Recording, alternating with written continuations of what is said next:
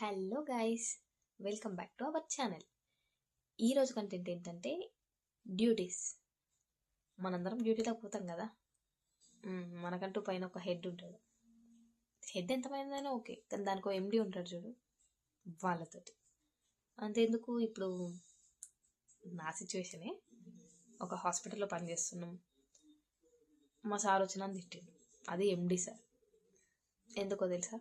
Reason, చిన్న reason. ఒక పేషెంట్కి ఒక ట్యాబ్లెట్ ఇవ్వడం 2 minutes లేట్ అయింది అంతే. అనుకోవచ్చు 2 minutes అంటే టైం టు టైం ఇవ్వాలి కదా, మీరు హాస్పిటల్లో ఉండేదే అందుకు, డ్యూటీ చేసేదే అందుకు, టైం టు టైం మీరు అన్నీ ఇవ్వాలి అని అంటే, టైం టు టైం అనేది ఎవరితోనే కాని పని అసలు. అది ఒక 2 minutes అటు ఇటు ఖచ్చితంగా లేట్ అయింది. 2 minutes ముందే ఇవ్వచ్చు, 2 minutes లేటే ఇవ్వచ్చు. డాక్టర్స్ టైం ఎందుకు రాస్తారంటే ఆ టైంకి వెళ్ళాలి అని, అంతేగాని ఎగ్జాక్ట్ అదే టైంకి ఇవ్వండి అని కాదు.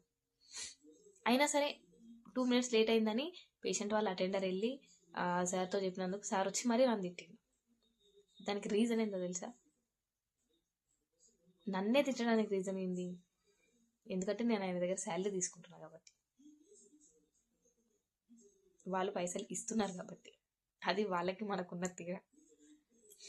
అటెండర్స్ అంటే పేషెంట్ని మనం చూస్తున్నాం కాబట్టి, మన హాస్పిటల్లో ఉంచారు కాబట్టి, హాస్పిటల్ తరపున మనకి శాలరీ పే చేస్తున్నారు, హాస్పిటల్కి పేషెంట్ వాళ్ళు డబ్బులు కడుతున్నారు కాబట్టి అఫ్కోర్స్ డాక్టర్స్ వాళ్ళకే సపోర్ట్ చేస్తారు, ఎందుకంటే వాళ్ళు డబ్బులు కడుతున్నారు కాబట్టి.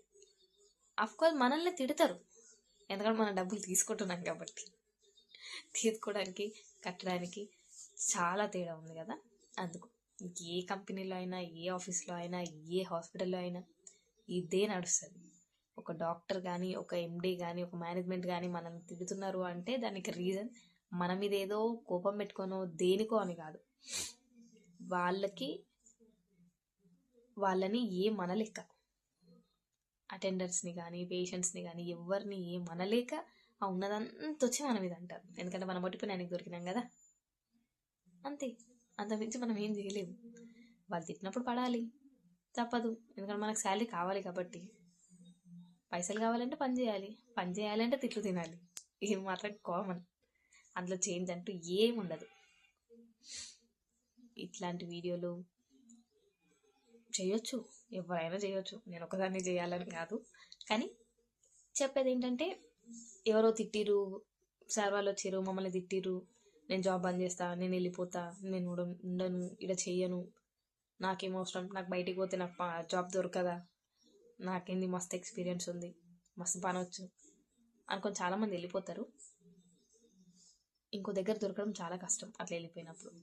సరే మనోళ్ళేగా తిట్టిరు అనాలి, తిడబెట్టాలి, ఇట్లా వినాలా అంతే. ఇట్లా విన్న తర్వాత ఇట్లా ఇడిచిపెట్టేయాలి. అంతకు మించి అంత మనసు మీదకి తీసుకుంటే మనకి నష్టం. మనం మంచి స్టాఫ్ అని అనుకుంటే వాళ్ళు పేషెంట్ల ముందో లేదంటే ఇంకెవరి ముందో మనల్ని తిడతారు, తర్వాత పిలిచి వాళ్ళే మంచిగా మాట్లాడతారు. అంతే.